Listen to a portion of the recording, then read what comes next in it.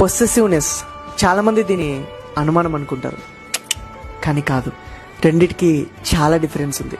ఒక వ్యక్తి నీ పైన ఎంత పొసెసివ్ అయితే వాళ్ళకి నీ పైన అంత ప్రేమ ఉన్నట్టు. నువ్వు వేరే వాళ్ళతో మాట్లాడినా తిరిగినా వాళ్ళకి చాలా కోపం వస్తుంది. ఆ కోపం ఊరికే రాదు, దాని వెనకాల ఎక్కడ నువ్వు వాళ్ళకి దూరం అవుతావో అన్న బాధ ఉంటుంది. అనుమానం అంటే నీ పైన డౌట్ పడడం, నీ పైన ట్రస్ట్ లేకపోవడం. పొసెసివ్ అంటే నీ పైన ట్రస్ట్ ఉంది, కానీ అవతల వాళ్ళు నేను ఎక్కడ మార్చేస్తారో, తన నుంచి ఎక్కడ దూరం చేస్తారో అన్న భయం కూడా ఉంటుంది. నేను ఇందాకే గూగుల్లో పొసెసివ్కి మీనింగ్ చూసా. అక్కడ ఏం రాసిందో తెలుసా?